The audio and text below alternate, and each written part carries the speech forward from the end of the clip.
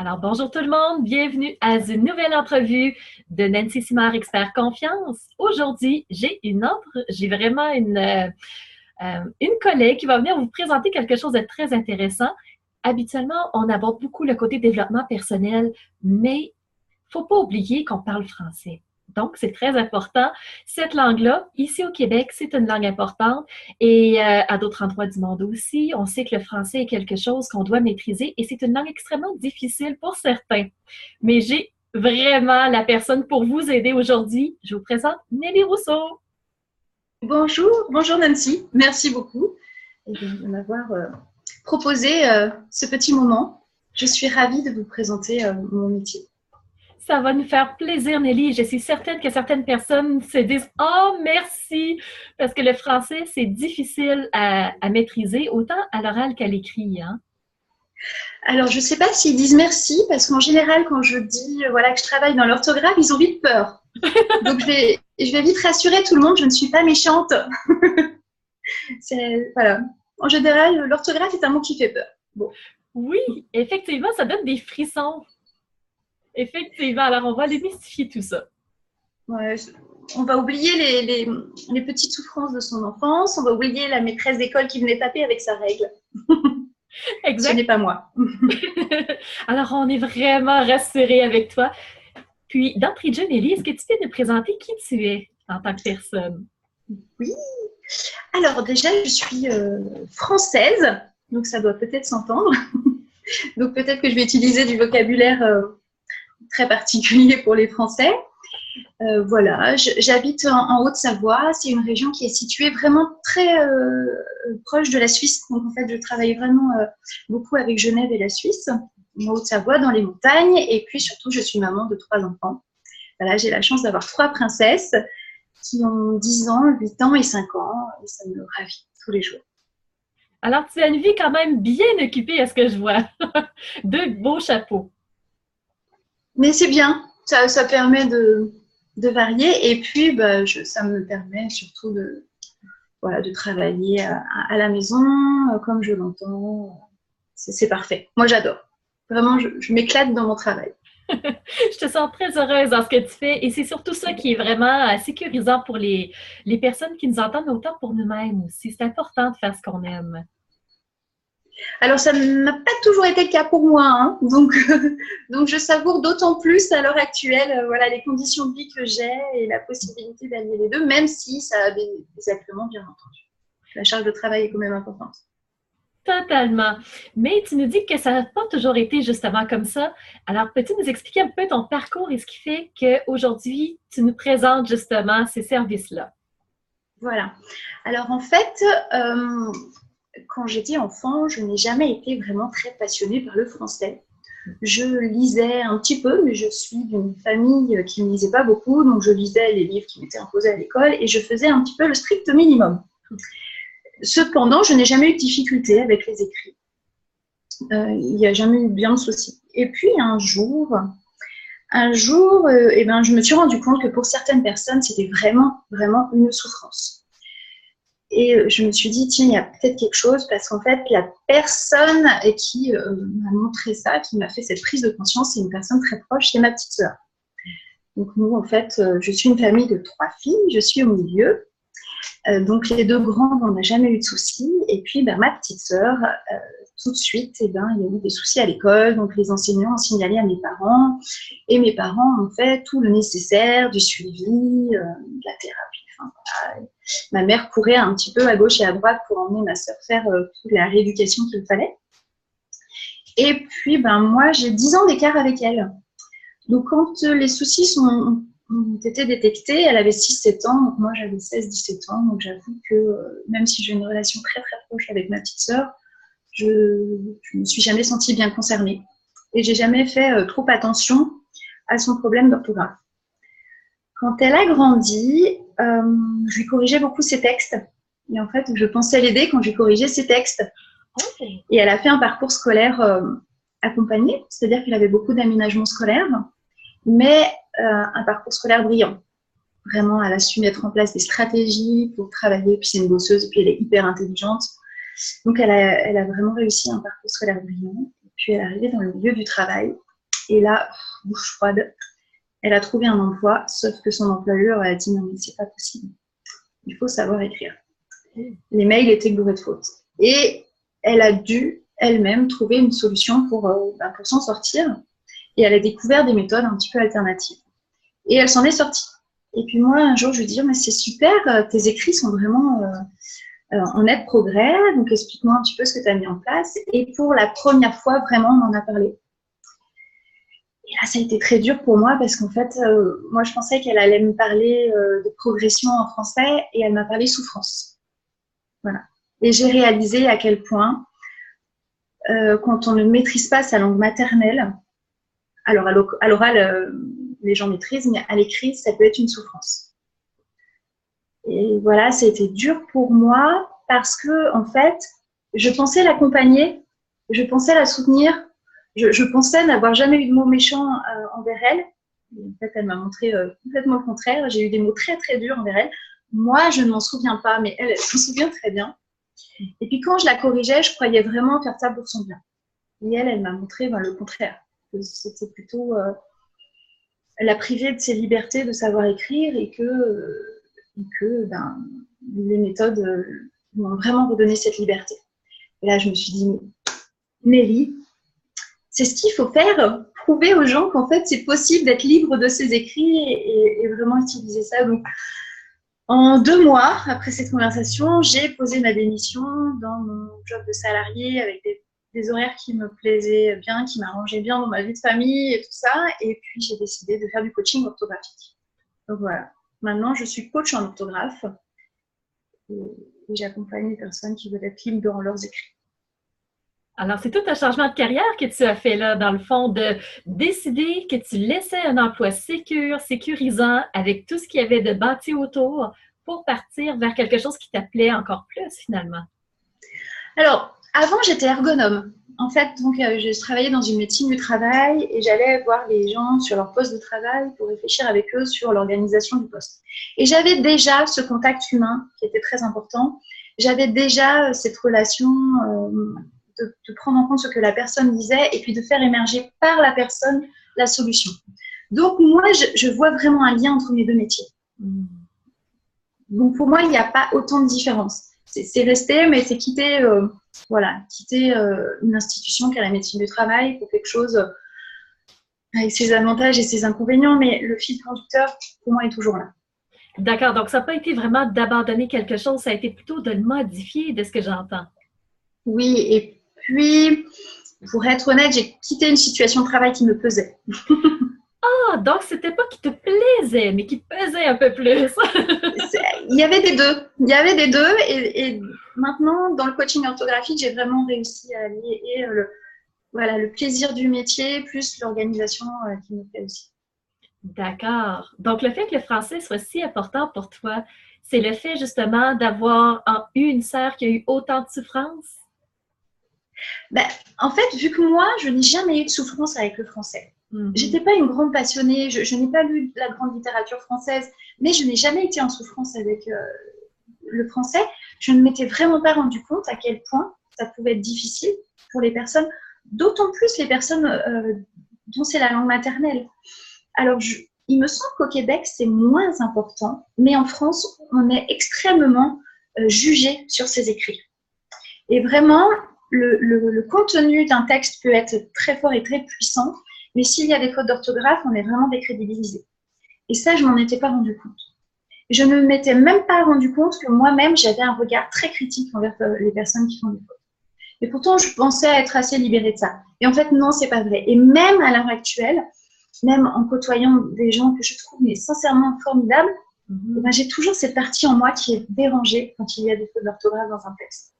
Ça m'embête beaucoup, mais c'est la réalité. Et en France, vraiment, c'est difficile. Et en Suisse, donc, qui est le pays vraiment voisin, ça ne pardonne pas dans le milieu du travail. C'est-à-dire qu'il y a des dictées aux entretiens d'embauche, c'est vraiment très strict. Et je rencontre des gens qui ne peuvent pas évoluer professionnellement, qui se sentent vraiment dévalorisés quand ils doivent faire une présentation devant des collègues, qui sont terrorisés à l'idée de laisser un petit mot dans le cahier de la maîtresse. Et moi, je me dis non, c'est dommage. C'est dommage parce que je sais, et ma sœur me l'a prouvé, que des solutions existent. Oui, je suis totalement d'accord avec toi quand tu dis que le français ne pardonne pas à l'écrit quand une personne le maîtrise moins bien. Et au Québec, c'est la même chose aussi. Ah, Ouais, on dommage. a le... Dans un sens, oui et non, parce que le français au Québec, on le protège énormément. Il y a beaucoup de lois autour de ça, il y a beaucoup de débats autour de ça parce que c'est une langue qu'on protège depuis qu'on a traversé l'océan finalement. Et le parler, ça va somme toute assez bien. On peut avoir un langage familier ou un langage correct standard, on peut l'avoir plus haut perché aussi, mais en majorité, les gens le parlent bien. Quand il s'agit de l'écrire, oui, il y a beaucoup, beaucoup d'erreurs et c'est quasiment une phobie pour les gens d'écrire, ça leur fait peur. S'ils peuvent s'en sauver, ils vont le faire le plus tôt possible. Puis, dans le fond, c'est une erreur qu'ils vont faire parce que quand on arrive sur le marché du travail, c'est important. Souvent, ça va être écrit français correct, français maîtrisé, français impeccable. Alors, on a la même lunette d'approche quand on arrive au travail.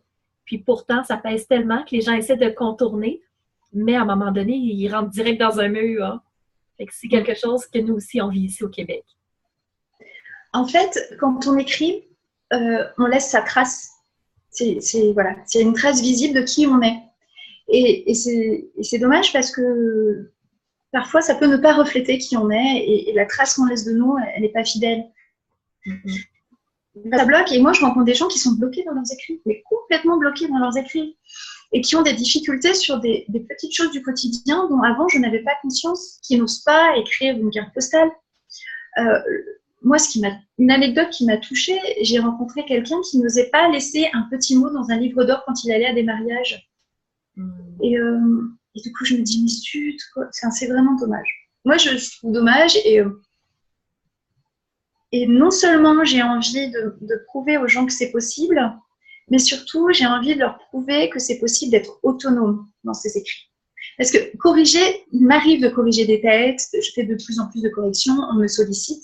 Ok, mais c'est pas ce qui m'anime. Moi, ce que je veux, c'est rendre les gens autonomes.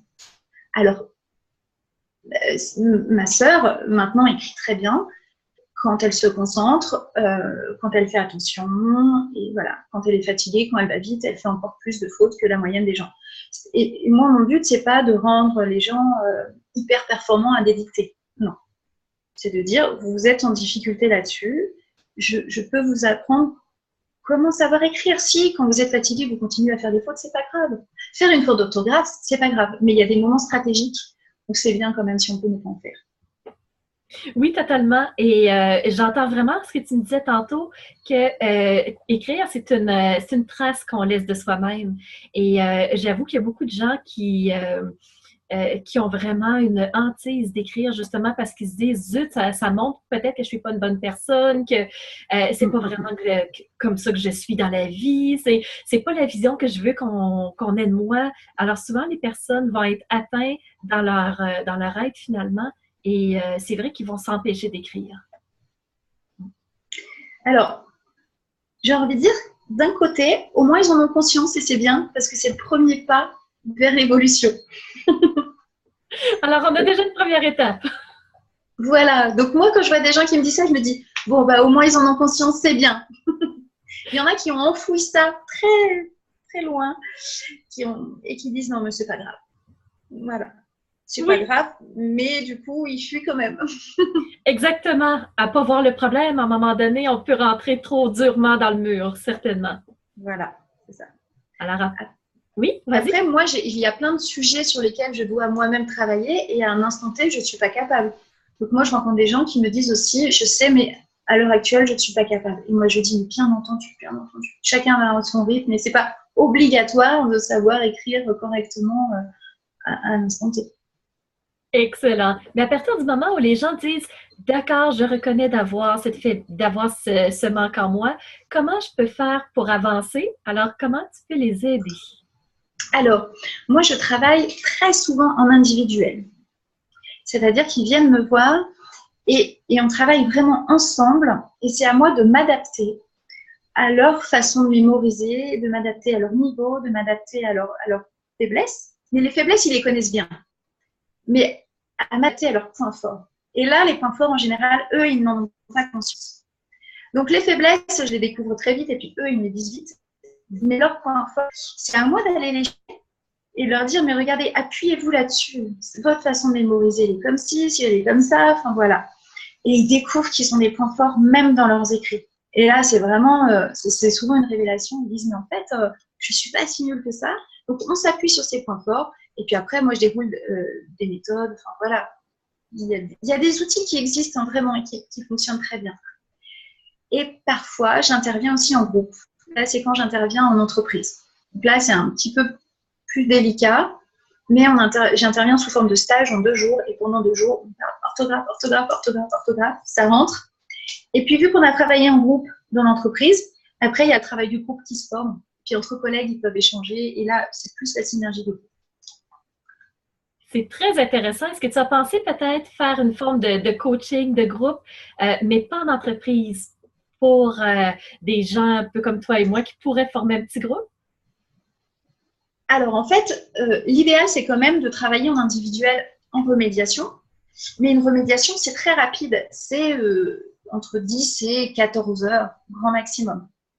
Et c'est-à-dire que pendant 12 ou 14 heures, je transmets les outils, je transmets les méthodes. Mais ça ne veut pas dire qu'avec ma baguette magique, je vais tout régler. Après, derrière, il y a la mise en pratique. Et puis, accepter de se tromper. Oui. Et puis, d'être face à l'échec, d'être face à l'erreur et tout ça. Et pour ça, en fait, j'ai créé un groupe Facebook privé où les gens échangent entre eux. Donc, moi, je suis là, j'anime. Donc, je peux apporter des apports théoriques, mais il y a aussi la force du groupe. Et du coup, il y a un petit peu des deux. Mais pour être dans ce groupe Facebook privé, il faut avoir fait la remédiation, en fait. Il faut avoir les outils. Parce que je démystifie totalement la langue française et le vocabulaire de la langue française. C'est-à-dire que je n'utilise pas les mots tels que verbe, tels que adjectif, tels que épithète. Enfin, voilà. Moi, je raconte une histoire où les mots deviennent des personnages. Et étant donné que ce sont des personnages, ils ont une fonction bien définie et on comprend le rôle, en fait, des mots. Et si on comprend le rôle, on comprend pourquoi est-ce qu'on l'accorde ou pas. Enfin, voilà, je raconte une histoire. Donc, c'est très concret, mais après, j'ai envie de dire, il n'y a que le stagiaire et moi qui arrivent à comprendre le vocabulaire parce que c'est vraiment, voilà. Je vais leur dire, mais où est ton prince, où est ton roi? Je ne vais pas dire où est ton verbe. Je trouve ça très intéressant et ça m'amène à penser que dans les écoles, vu que je suis enseignante au primaire, donc avec les jeunes enfants situés entre 6 et 12 ans, souvent, quand on commence à parler français dans des cours qu'on a réservés aux Français, les enfants nous regardent au début en voulant dire, oui, mais je parle français. On dirait qu'ils n'arrivent comme pas à trop saisir pourquoi on leur enseigne ça. Et là, on arrive avec des grands concepts, le nom, le français, le groupe du nom, mettez-les tous. Et là, les enfants font comme, wow, je parle plus français. Donc, probablement, de raconter une histoire comme tu le fais serait beaucoup plus facilitant pour les jeunes enfants. Moi, je n'ai rien contre les cours de français. Je trouve que ça va beaucoup. Enfin, c'est 2 métiers complètement différents. Ouais. Moi, j'aide les personnes qui n'ont pas compris avec les méthodes classiques, mais j'explique pas vraiment les raisons et c'est un peu dommage de s'en priver.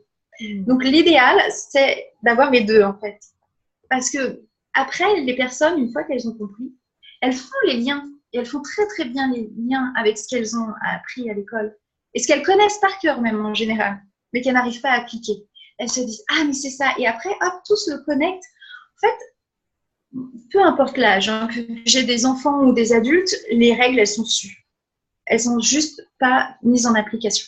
Exact. Et une fois qu'on a fait ce lien-là, tout prend forme. Et n'avoir qu'une remédiation, ok, on sait écrire, mais c'est dommage de ne pas comprendre le pourquoi quand même. Voilà. Donc, moi, je trouve bien d'avoir les deux. Je trouve que cette précision-là est vraiment très essentielle à comprendre. Donc, c'est pas d'avoir juste un ou juste l'autre, c'est juste de rassembler pour que ce soit beaucoup plus fluide. C'est ça, exactement. Et en général, les cours de français, on les a eus à l'école. Enfin, oui, il m'arrive de travailler exceptionnellement avec des personnes qui ne sont pas d'origine française, donc qui ne sont pas allées à l'école. Donc là, c'est un petit peu particulier.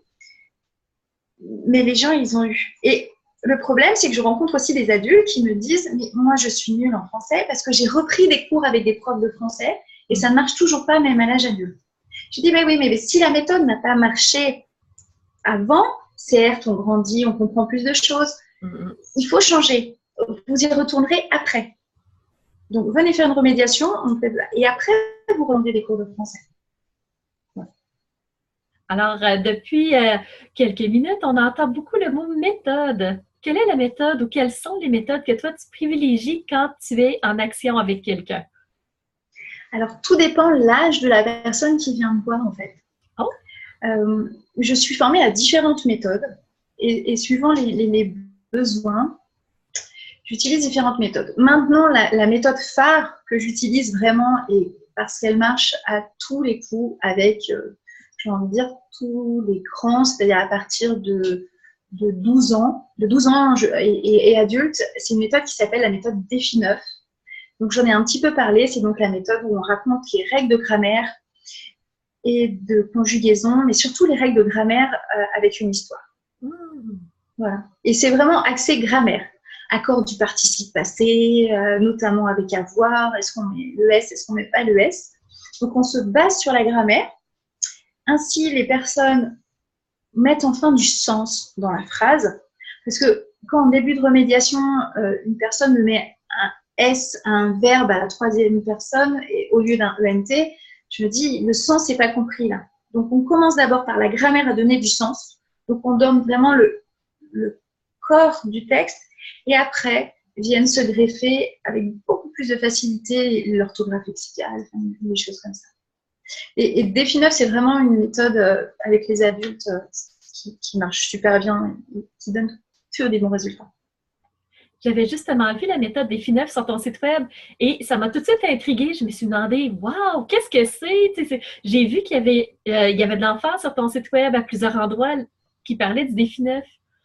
Alors en fait, Défi9, c'est juste le nom de la méthode parce qu'on a 9 chapitres, 9 étapes et on va progressivement. Et tant qu'une étape n'est pas bien ancrée, enfin bien comprise, bien intégrée, on ne passe pas à l'étape du dessus. Et certaines personnes restent très longtemps sur les premières étapes et après ont tendance à dire mais mince, je ne vais pas réussir à tenir le timing parce qu'en général c'est 12 heures. Et puis, hop, ça se débloque, ça va vite. Certaines personnes vont très vite au début, puis après, bloquent plus sur les étapes d'après. Mais voilà, c'est juste les 9 étapes à régler. Ça s'appelle Hugo et les rois pour la version enfant. C'est la même méthode, mais il y a la version adulte, et puis pour les ados, puis la version enfant. D'accord. Et ça, cette méthode-là, est-ce qu'elle est payante? Comment ça fonctionne pour quelqu'un qui voudrait y avoir accès à cette méthode-là? Et alors, 2 solutions. Soit il existe des livres. Donc, soit les personnes vont acheter le livre et arrivent à s'en sortir toutes seules. C'est peut-être possible, mais ça demande d'avoir suffisamment... Enfin, ça demande d'aller tout seul face à une situation difficile. Donc, c'est possible, le livre existe. Après, je recommande, c'est d'avoir des formateurs. Après, voilà, donc je vais un petit peu vous parler de moi, mais du coup, la créatrice de cette méthode a mis des formateurs sur toute la France. Et on travaille aussi beaucoup online, enfin, voilà, avec Skype ou autre. Et du coup, on est à peu près à l'heure actuelle une quarantaine de formateurs répartis sur toute la France. Et puis, on travaille aussi partout dans les pays francophones avec la nouvelle technologie. Et je parle par intérêt personnel, mais vouloir être formateur de cette méthode-là, est-ce que c'est une méthode qui pourrait être amenée outre-mer? Et c'est une méthode qui pourrait être amenée de l'autre côté de l'Atlantique. Mais non, restez ici. Non, mais il n'y a pas de souci. En fait, c'est une méthode vraiment bien particulière où il faut aller chez la formatrice. En fait, on va chez la formatrice et puis on se forme directement avec elle parce que c'est une qui a elle-même souffert énormément de dysorthographie et qui a créé sa méthode et c'est son bébé et je pense qu'il faut avoir rencontré cette personne pour vraiment bien comprendre la souffrance des personnes et puis surtout l'énergie qu'on peut qui peut en ressortir une fois qu'on a fait la remédiation. Donc, il faut bien entendu un bon niveau de français, c'est-à-dire que notre orthographe est vérifiée d'abord.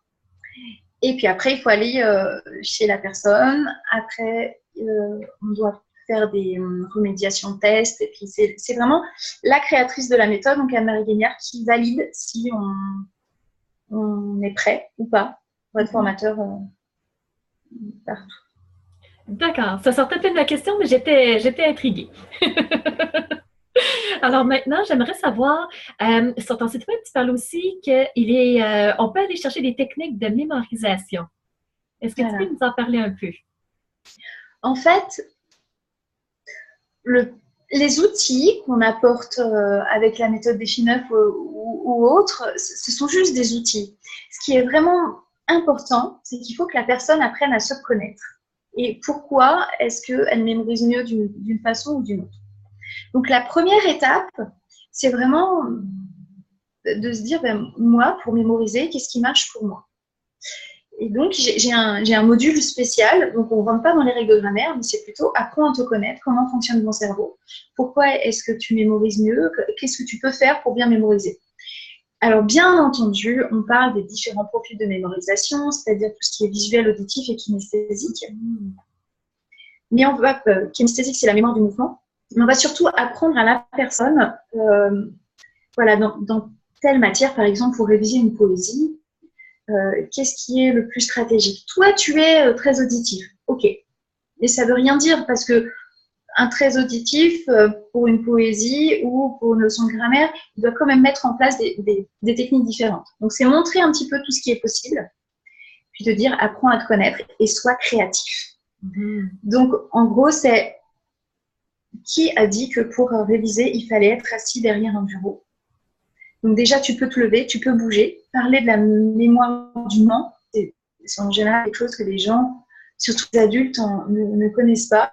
Et puis, si toi, ça te parle comme ça, si toi, ça... C'est juste voilà, c'est apprendre aux gens à se connaître et à être créatifs après avec leur mémoire. Superbe. Alors vraiment, c'est là-dessus qu'on va commencer par tabler, de se connaître, d'être conscient de comment on est, de comment on agit pour être capable d'avancer ensuite dans le français. Tout à fait. Excellent. Alors Nelly, quelqu'un qui se dit « Wow, moi, ça répond vraiment à mes questions, j'aurais besoin d'aller plus loin. » Comment on peut te retrouver? Alors moi, j'ai créé la structure qui s'appelle Défi orthographique. Défi justement parce que c'est un défi à relever, mais qu'on va relever ensemble. Et donc, on peut trouver un site internet, www.graphique.com, une page Facebook et une chaîne YouTube. Voilà. Donc, normalement, si on tape défi orthographique, on doit me trouver. Superbe. Est-ce que tu m'as envoyé le lien de ta chaîne YouTube? Est-ce qu'on avait partagé ça ensemble? J'ai pas de mémoire. Non, mais je vais vite remédier à tout ceci. Oui, je vais les mettre justement en dessous de notre vidéo. Alors, les gens vont tout de suite pouvoir aller cliquer. N'hésitez pas, n'hésitez pas. Excellent. Alors, Nelly, je te laisserai le mot de la fin. Pour moi, ça a fait le tour. Alors, qu'est-ce que tu voudrais dire comme mot final à quelqu'un qui nous écoute? Eh bien, je ne sais pas, mais quand on veut se présenter face à un groupe, quand on veut se présenter devant une personne qu'on aime bien, en général, on fait attention à la façon dont on s'habille. Et puis, si on n'est pas très doué, comme moi, par exemple, j'ai eu recours à un coach en image parce que ce n'était pas vraiment une capacité innée chez moi. Et donc, je suis allée voir une personne qui m'a expliqué telle morphologie, telle couleur, telle chose, enfin voilà. Et bien en fait, je dirais, mais pourquoi ne pas faire la même chose avec vos mots? Donc voilà, si vous voulez que les mots soient mis dans leurs plus beaux habits, n'hésitez pas à vous faire accompagner si besoin. Je trouve cette fin magnifique. Alors là-dessus, Nelly, un énorme merci d'avoir pris le temps de nous montrer qu'il y a de l'espoir. C'est pas juste parce que les mots sont difficiles qu'on ne peut pas y arriver. Tout à fait. On y arrive. On y arrive. Alors là-dessus... toujours. Totalement. Alors, là-dessus, je te remercie énormément.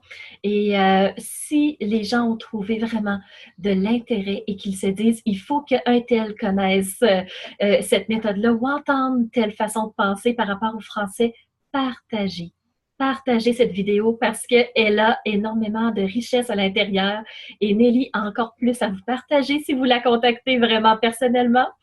Là-dessus, allez, ne vous gênez pas d'aller sur son site Internet, sur sa chaîne YouTube et de passer sur mon site Internet www.expertconfiance.com.